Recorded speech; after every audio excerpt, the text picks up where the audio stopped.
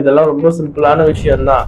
ஆனா 2 வாரத்துக்கு முன்னாடி ஒரு புள்ள வந்து மார்க் ஷீட்ல வந்து மார்க்க மாத்தி கொடுக்க முடியுமான்னு கேட்டுச்சு. அந்த புள்ளைய தலையிலேயே ஒரு குட்டு குட்டி அனுப்பிச்சிட்டேன்.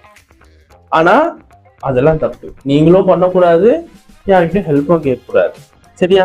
இது வந்து பியூர்லி ஃபார் எஜுகேஷனல் பர்பஸ். அப்புறம் ஏதாவது தப்பு பண்ணிட்டு யாஸ் இல்ல என் பேரை மட்டும் போட்டாதீங்க. சரி, இப்போ இதுக்கு வருவோம். ஏதாவது ஒரு பிடிஎஃப் எடிட்டர்ல உங்க ஃபைலை அப்லோட் பண்ணிக்கோங்க. நான் கேன்வா யூஸ் பண்றேன். ஃபைல் அப்லோட் பண்ணுங்க, கிளிக் பண்ணுங்க, எடிட் பண்ணுங்க, முடிஞ்சிருச்சு. ஒரு சின்ன சஜஷன் தான். இதே மாதிரி ஜாயினிங்க்குன்னு ஒரு ஃபார்ம் வச்சிருக்கீங்களா, அதுல ஒரு சின்ன சேஞ்சஸ் இருக்குங்களா,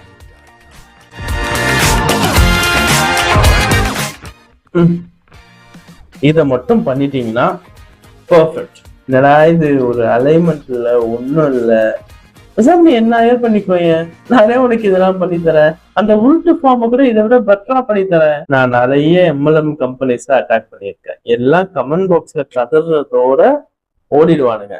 ஆனா இவன் மட்டும்தான் உருட்டு நோட்டீஸை கொண்டு வந்தான். அதையாவது உருப்படியா பண்ணானா அதுவும் இல்லை. ஸோ எம்எல்எம் பத்தி நான் நிறைய பேசிட்டேன். நீங்க பாக்கலன்னா லிங்க் தர, அதை பாருங்க. ஸோ பொதுவா ஒரு விஷயத்த சொல்றேன். ஒருத்தவங்க உங்க மேல நம்பிக்கை வைக்கிறாங்கன்னா, அது காசா இருக்கட்டும், உறவா இருக்கட்டும், காதலா இருக்கட்டும், காமமா இருக்கட்டும், எதா வேணாலும் இருக்கட்டும். ஒருத்தங்க உங்க மேல நம்பிக்கை வைக்கிறாங்கன்னா அதை காப்பாத்துங்க.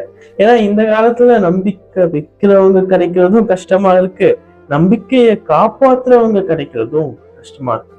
ஸோ நம்பிக்கைன்றது இப்பெல்லாம் ரொம்ப ரேரான ஒரு மெட்டீரியல் ஆயிடுச்சு. அது யாராவது உங்ககிட்ட இப்படி கொடுக்குறாங்கன்னா அதை அப்படியே வச்சுக்கோங்க, அப்படி வச்சு பாத்துக்கோங்க. இல்ல நான் ஏன் இஷ்டத்துக்கு தான் இருப்பேன் பொய் சொல்லிட்டு பொய்யான ஒரு உலகத்துல வாழ்ந்துட்டு இருப்பேன்னா அது இப்ப வேணா நல்லா இருக்கும்.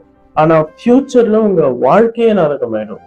உங்க வாழ்க்கைன்றது நீங்க மட்டும் சம்மந்தப்பட்டது இல்லை, உங்களை சுத்தி இருக்கிறவங்களும் சம்மந்தப்பட்டிருக்காங்க.